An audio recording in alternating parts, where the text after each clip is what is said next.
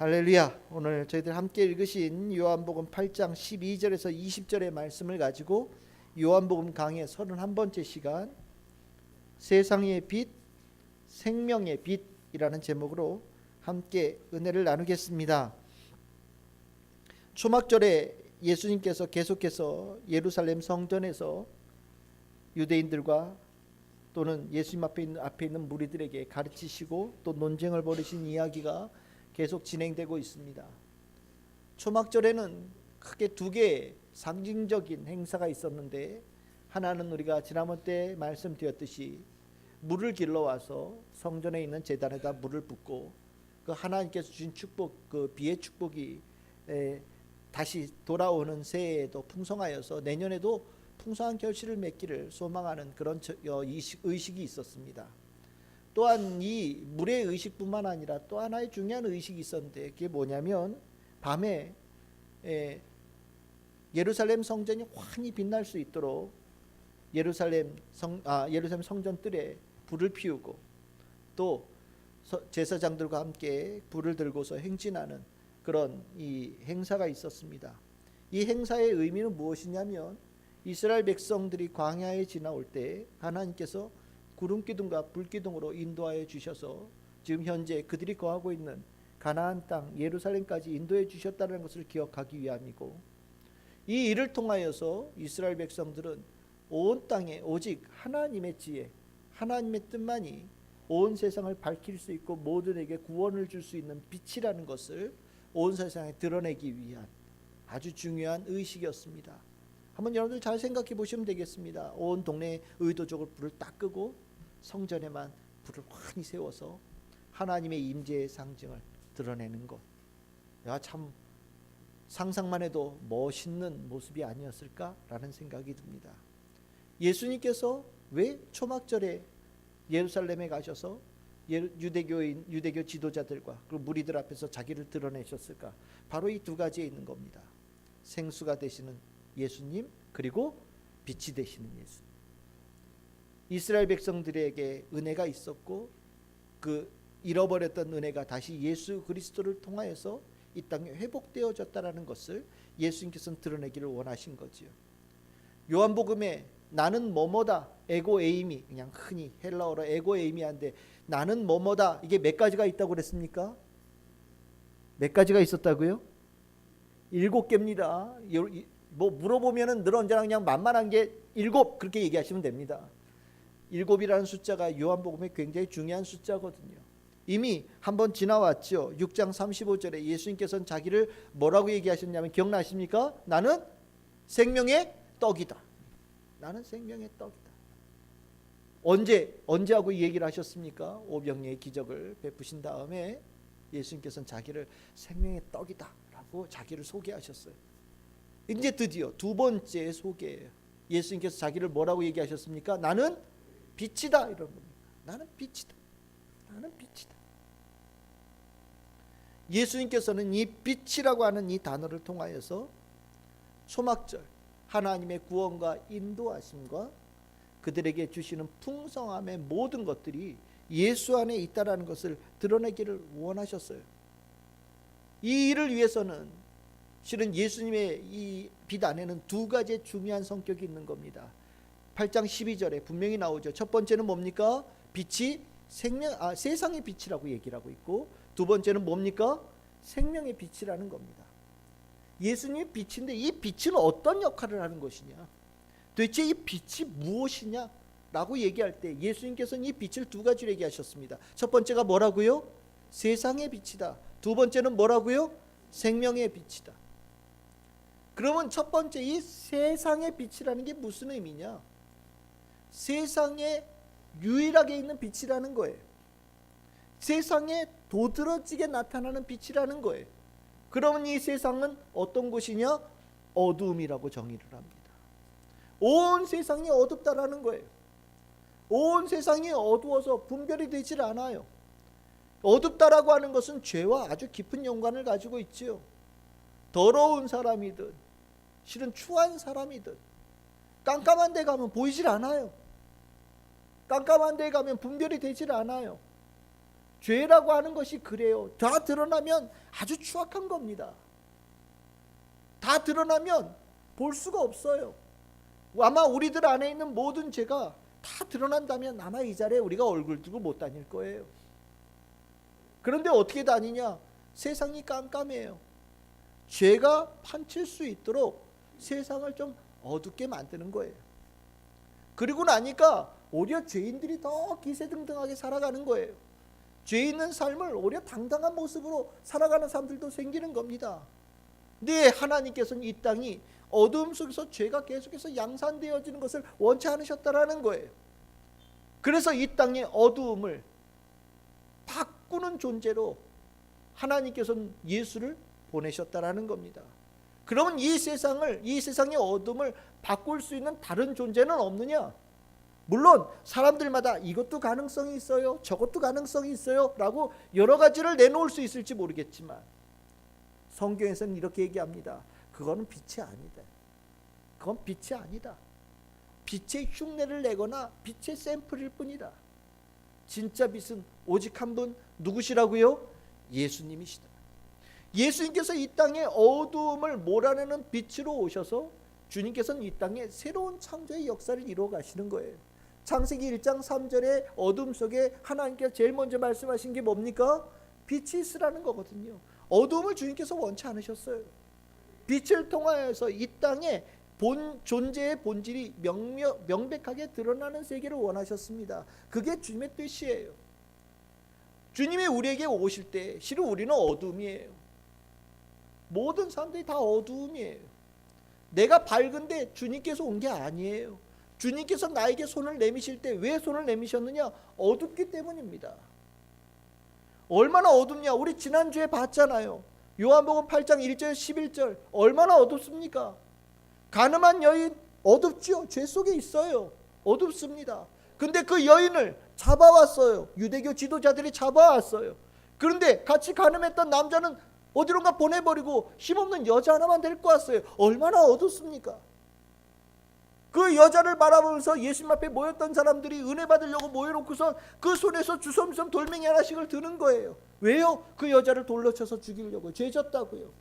얼마나 어둡습니까? 그런데 예수님께서 보시기에는 어떻습니까? 가늠한 여인도 죄인이고 그 여인을 끌고 온 유대교 지도자들도 죄인이고 그들을 향해서 돌멩이를 들고 있는 사람들도 다 죄인이에요. 실은 다 까매요. 다 어두워요. 다 어두움이에요. 그런데 본인들은 몰라요. 이 여자만 어두움이라고 얘기를 한다는 거죠. 나는 밝음이라고 생각하는 거예요. 아니에요. 예수님 앞에 나온 그 무리들, 또 다른 말로 표현하면 예수님께서 그 무리들에게 나가신 이유가 뭐겠습니까? 그들이 어두움이기 때문이에요.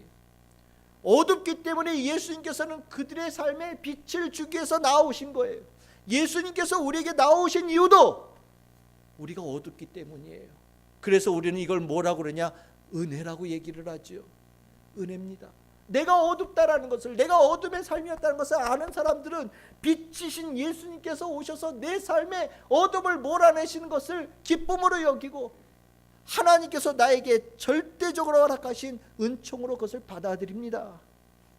여러분들에게 오신 예수는 세상의 어두움을 밝히시는 유일한 빛이신 예수라는 것을 여러분들이 확신하시길 바랍니다. 예수님께서 오신 빛 두 번째 의미는 뭐냐? 생명의 빛이에요. 이 생명의 빛은 이렇게 얘기하시면 됩니다. 모든 인생들에게 임한 생명의 빛이다. 생명의 반대말은 무엇이겠습니까? 죽음이지요. 그렇습니다. 예수님께서 우리에게 빛으로 오시는데 무엇을 하기 위해서 오셨느냐? 죽음의 그 어둠을 우리로부터 벗겨내기 위해서 개인에게 오셨다라는 거예요. 세상에는 의로움과 선함을 드러내기 위해서 오신 예수님, 개인적으로 내 앞에 오신 예수님은 내 삶에서 죽음을 몰아내기 위해서 오신 분이시라는 거예요. 예수님을 만났던 그 여인, 죄를 지어서 가늠한 모습으로 나왔던 그 여인, 완전히 죽을 수밖에 없는 위기지요. 이거는 명백한 죄거든요. 그런데 어떤 일이 벌어졌습니까? 예수님 앞에 나와서 그 여인이 기적처럼 살아났지요. 왜요? 예수님 앞에 죽음이라고 하는 단어는 머물 수가 없어요. 예수님의 빛은 특별한 능력을 가지고 있어서 그 빛이 개인에게 비춰질 때는 그 삶의 안에 있는 원죄적인 죽음이 떠나가는 역사가 일어난다라는 겁니다. 그 예수님의 빛은 우리에게 말씀으로도 오기도 하십니다. 말씀이 내 안에 빛으로 들어올 때 내 삶의 길에 등불이 되어져요.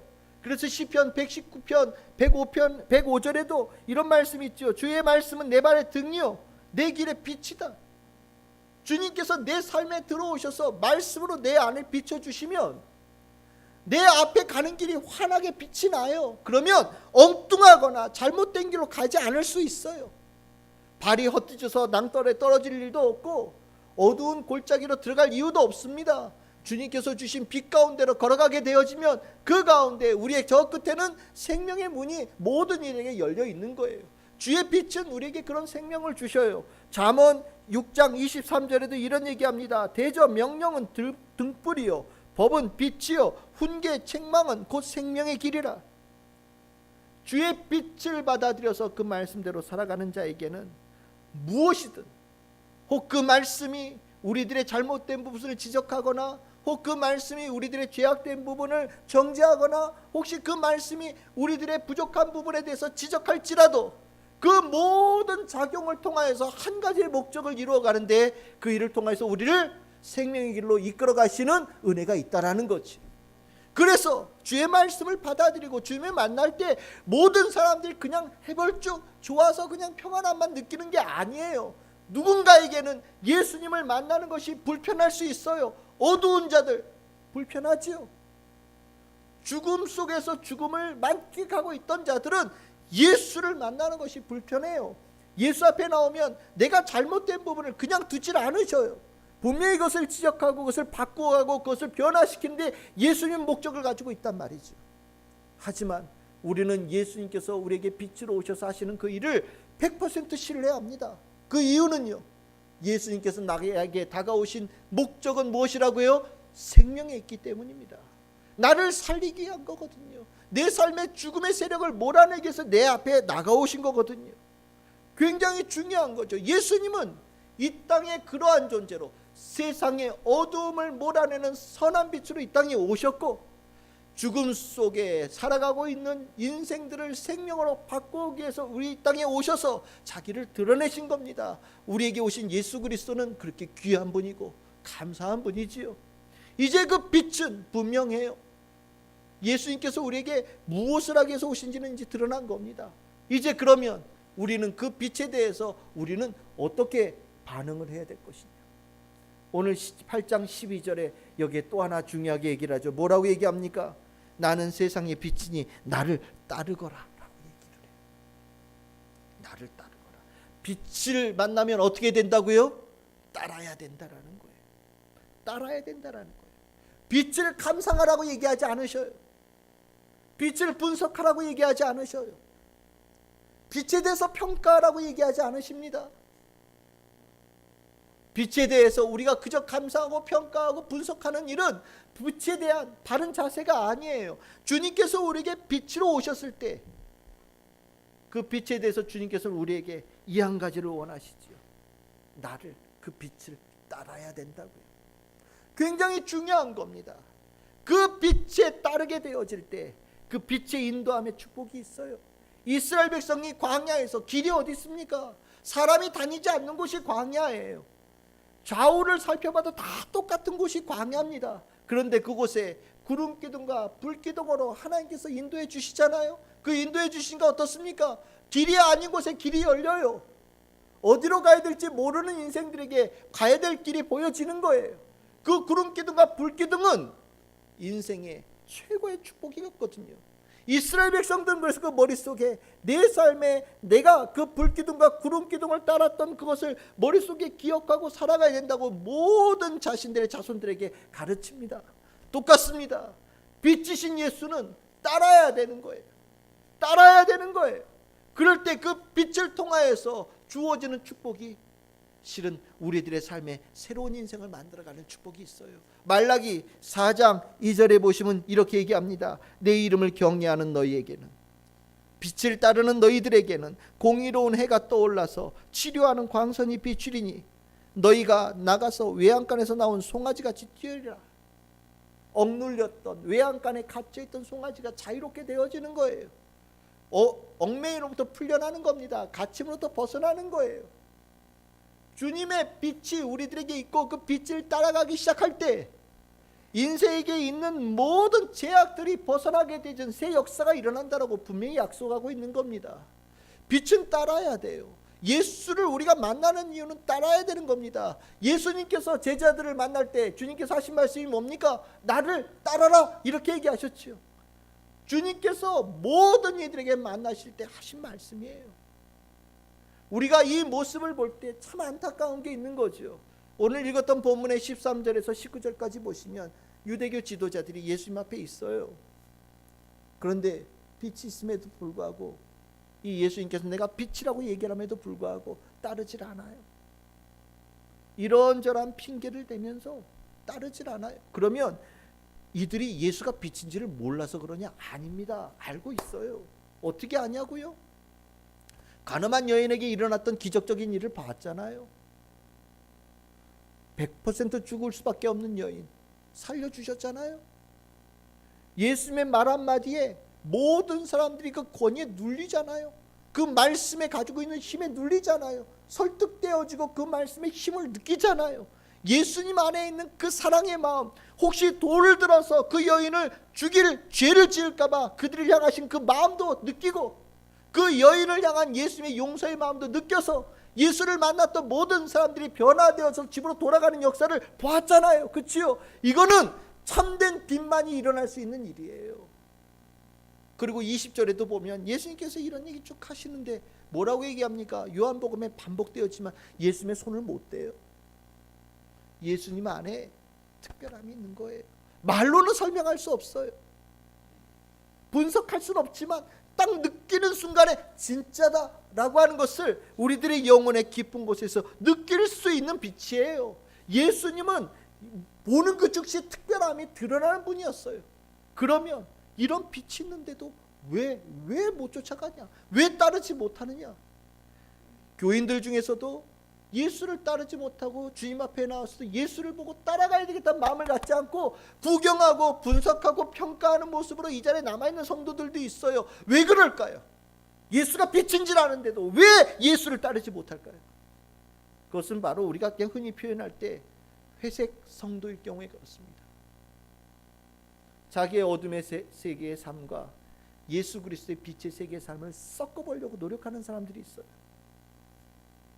불가능한 일인데 여러분들 빛과 어둠이 공존할 수 있습니까? 예수님의 빛은 우리가 가지고 있는 이런 빛이 아니에요. 이런 빛은 그림자가 있지요.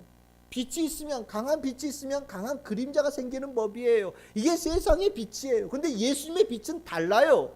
예수님의 빛은 그림자가 없어요. 예수님의 빛은 세상의 그림자를 만들어내질 않아요. 달라요. 빛과 어둠이 공존할 수 없는 빛이에요. 그런데 성도들 가운데 회색의 색깔을 가지고 있는 성도들이 있어요.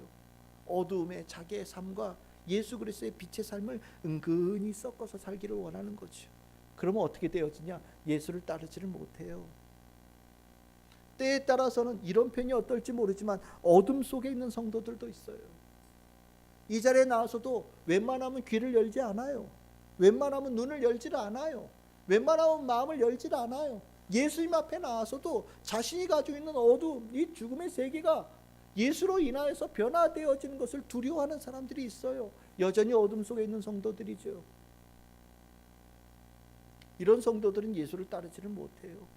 예수를 따르지 못하면 그냥 안 가면 좋은데 예수를 따르지 못하는 성도들은 꼭 예수에 대해서 시비를 걸기 시작합니다. 예수님이 어떠느니, 성경의 말씀이 어떠느니, 교회가 어떠느니, 다른 종교에 비해서 기독교가 어떠느니 수많은 이야기들을 막 쏟아내기 시작해요. 왜요? 자기의 그 모습을 정당화시키고 싶어서요. 근데 이 모습들은 그 어떤 것으로도 정당화되어질 수도 없고 그 어떤 것으로도 그 모습의 그러한 시도가 주님께로부터 인정받을 수 없어요. 빛은 존재하는 거예요. 빛은 분명히 존재합니다. 예수는 빛이에요. 우리가 예수님 앞에 나올 땐 예수님께서 빛이기 때문입니다. 예수님이 오셔서 내 삶에 어둠을 몰아내시고 예수님이 내 안에 오셔서 내 안에 있는 죽음을 몰아내시는 분이라는 걸 알기 때문에 우린 예수님 앞에 나오는 거예요. 그리고 예수의 빛이 내 안에 들어오기를 원해요. 소망합니다. 그것을 받아들이는 거예요. 그리고 예수를 따라가기로 작정하는 사람들이 이 자리에 있는 겁니다. 여러분들 성경에 이 하나님 이 빛을 만나서 참 좋은 모델이 되는 사람이 누구냐면 모세예요. 모세 아주 기가 막힌 사람이죠. 출애굽기 3장에 보면 여러분들 그 유명한 구절이죠. 떨기나무에 불이 붙어 있어요. 불이 붙어 있는데 이 불이 신기한 불이에요. 여러분들 불은 왜 불이 납니까? 뭘 태우니까 불이 나잖아요. 근데 이 불은 뭘 태우질 않아요. 태운다라는 게 뭡니까? 죽는 거죠. 떨기나무에 불이 붙으면 떨기나무 어떻게 되겠습니까? 다 죽지요. 원래 불은 뜨거운 성질이고 뭔가 죽이는 성질이 있어요. 근데 하나님은요 죽이질 않아요. 떨기나무에 불이 붙었는데 이 불이 떨기나무를 상하게 하질 않아요. 이게 하나님의 뜻이에요. 이 빛의 특징이에요. 누군가를 뭘 죽이는 빛이 아니에요. 광야에서 40년 동안 양치기 하면서 헤매고 있는 어둠 속에 있는 모세예요. 이 모세에게 주님께서 빛으로 다가오셨죠. 그랬더니 사라지지 않은 그 모습을 볼 때 여러분들 출애굽기 3장 3절에 보면 이렇게 얘기합니다. 모세가 얘기합니다. 참 중요한 구절이죠. 내가 돌이켜 가서 이 큰 광경을 보겠다. 어떻게 했다고요? 돌이켜 가서 그 불로 나아갔다라는 거예요. 이게 중요한 거예요. 여러분들 불이 딱 붙은 다음에 하나님께서 먼저 모세를 부른 게 아니에요. 불이 붙었어요. 빛이 왔어요. 근데 하나님께서는 모세가 그 불에 대해서 어떤 반응을 보일지를 기다리신 겁니다. 근데 모세가 그 불을 보고 어떻게 했느냐? 광야를 헤매던 삶에서 벗어나서 그 불을 향하여 나아가서 그 불 앞으로 나아간 거예요. 이게 놀라운 거예요. 그 불을 따르겠다라는 분명히 결단이 있었던 거지요. 그랬더니 그제서야 하나님께서 그가 보려고 돌이켜서 오는 것을 어떻게 했느냐? 하나님께서 보셨다라고 4절에 얘기를 합니다. 예수님께서 그가 오는 걸 본 거예요. 그리고 나서 어떻게 합니까? 하나님께서 모세를 부르시죠. 하나님께서 모세를 부를 때 실은 모세가 그 자리에 도망갈 수도 있어요. 그런데 어떻게 합니까? 모세가 하나님 말씀에 응답을 하죠. 제가 여기 있습니다. 그 빛으로 따라가는 삶을 살겠다라고 결단하고 순종하는 모습으로 그 불 앞에 서 있는 거예요. 그랬더니 주님께서 이 모습을 귀하게 여기셨어요. 그래서 뭐라고 그러십니까? 너 있는 땅이 오늘서부터 변한다라는 거예요. 너가 서 있는 그 땅이 거룩한 땅이다라고 얘기를 하셔요. 이제까지 늘 다녔던 땅이에요. 조금 전에도 다녔던 땅이에요. 그런데 지금부터는 다른 땅이 되는 겁니다.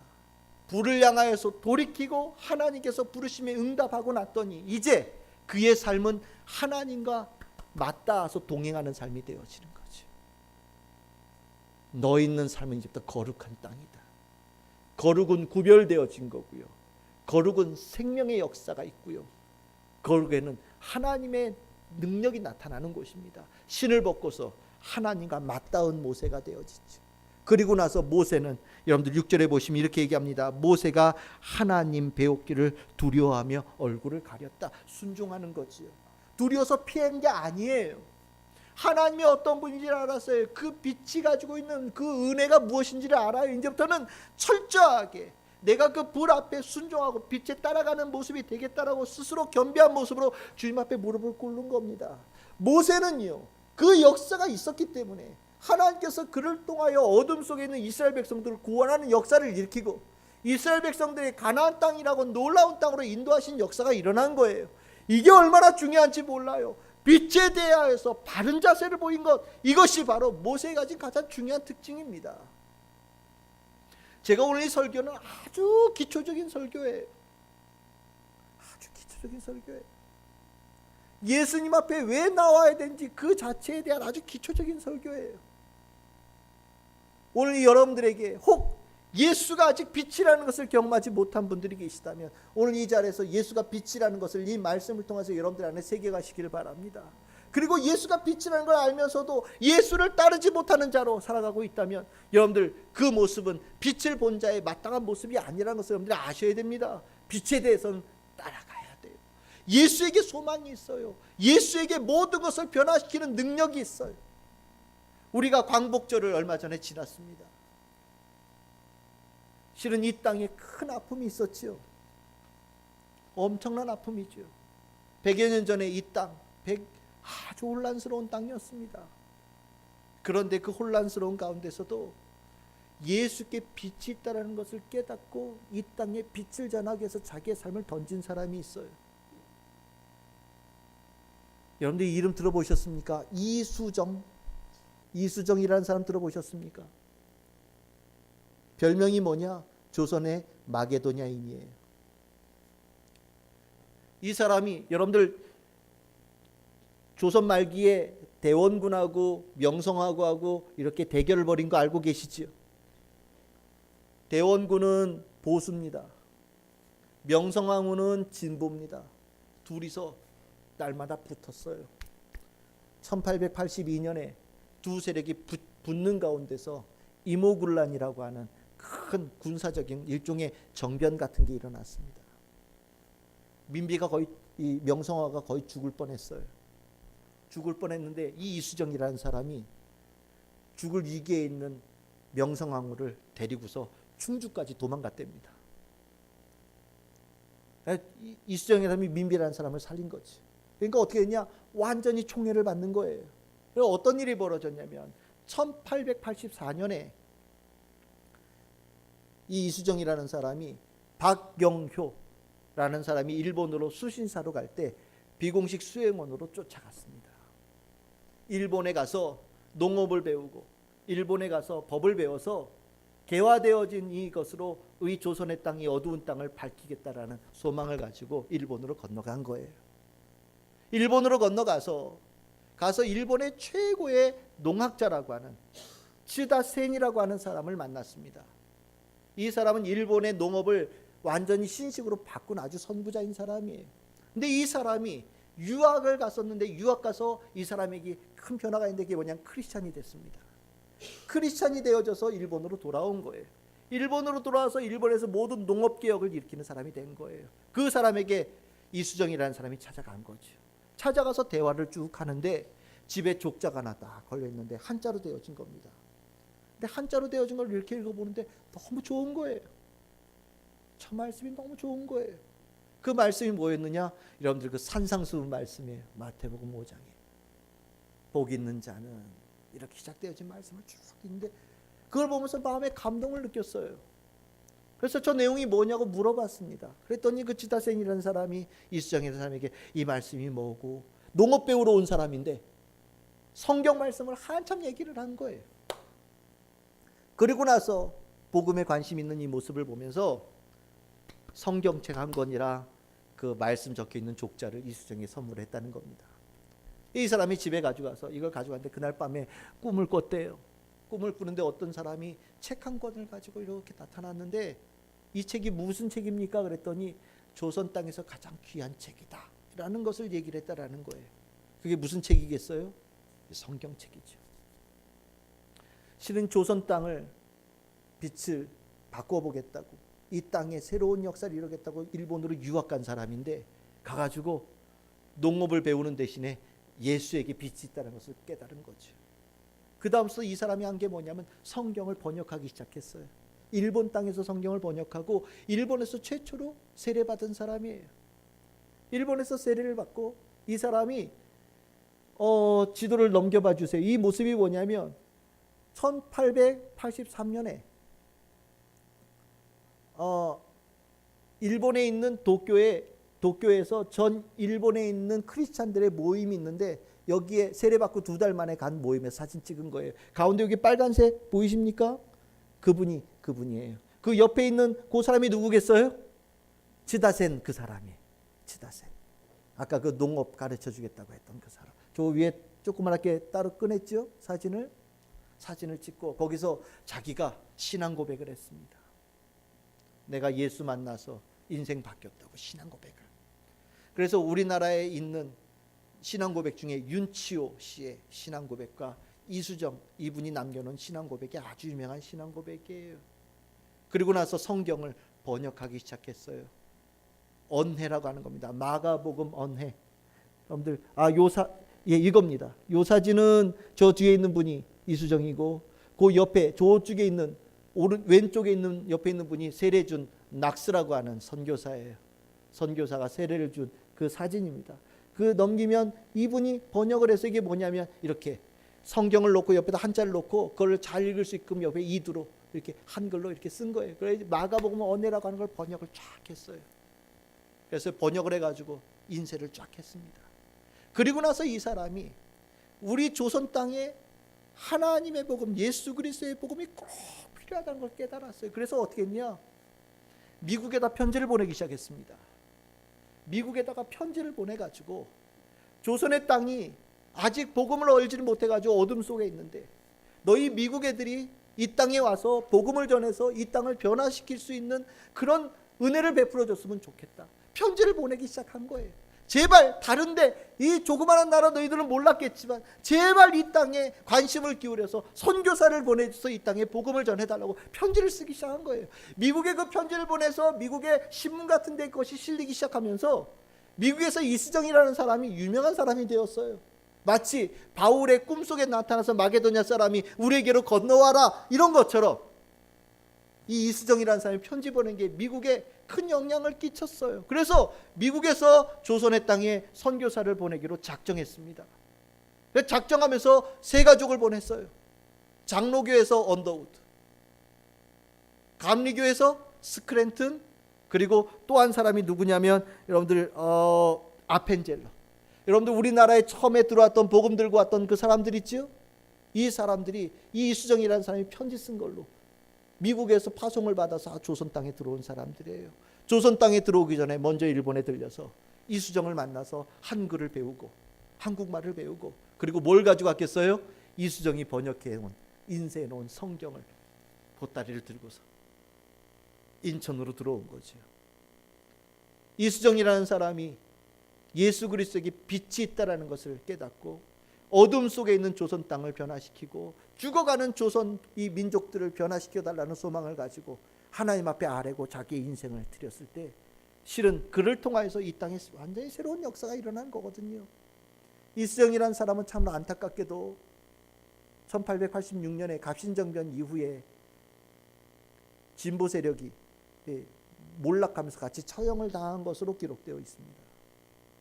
일본에서 가서 농업을 배우러 갔다가 실은 성경 번역하고 이 땅에 기독교를 선교사를 보내게 되는 아주 중요한 일을 한 사람이지. 길지 않았어요. 이 땅에 돌아와서는 한 일이 없어요. 곧바로 처형을 당했기 때문에 한 일이 없지요. 하지만 이가 예수 그리스도에게 빛이 있다. 예수가 세상의 빛이다. 예수가 생명의 빛이다라는 것을 분명하게 깨닫고 그 믿음을 가지고 매달렸기 때문에 이 땅에 복음이 전하여진 새 역사가 이루어지고 실은 우리가 그 빛을 광복이라고 하는 빛을 다시 우리가 회복하게 되어지는 은혜의 시간을 우리가 갖게 되어진 거라고 저는 생각을 합니다. 예수는 빛이에요. 역사에서도 예수는 빛이고 예수가 들어가는 곳에 어둠이 몰아내지고 죽음이 떠나갑니다. 여러분들에게도 똑같아요. 예수의 빛을 여러분들이 예수는 세상의 빛이고 생명의 빛입니다. 우리는 그 예수의 빛을 향해 나아가야 돼요. 그리고 그 빛을 품어야 되고 그 빛을 사랑해야 되고 그 빛이 내 삶을 통해서 드러나는 삶이 되어져야 됩니다. 가장 기초적인 거예요. 아니면 우리가 예수에게 나올 이유가 없어요. 그것도 알지 못하고 그것도 확신이 없다면 예수 앞에 나올 이유가 없어요. 예수만이 어둠을 물리치신 유일한 분이라는 것을 우리 믿기 때문에 나오는 것이고 예수만이 죽음을 물리치시는 유일한 분이라는 걸 알기 때문에 우리는 주님 앞에 나오는 겁니다. 여러분들이 이 신앙, 이 믿음이 굳건하게 세워져 있기를 소망해요. 이것이 여러분들에게 신앙해야 됩니다. 예수는 대단한 분이에요. 인형이 귀엽게 만들어 놓고 헤헤 예수님 귀엽네 이렇게 생각할 분이 아니에요. 내 마음대로 여기다 갖다 놓고 내 마음대로 저기다 갖다 놓고 그렇게 할 수 있는 분이 아니에요. 내 마음에 드는 말씀은 듣고 내 마음에 원하지 않는 것을 갖다 버리를 그럴 분이 아니에요. 예수는 세상의 빛이에요. 예수는 생명의 빛이에요. 그분이 여러분들 앞에 있는 겁니다.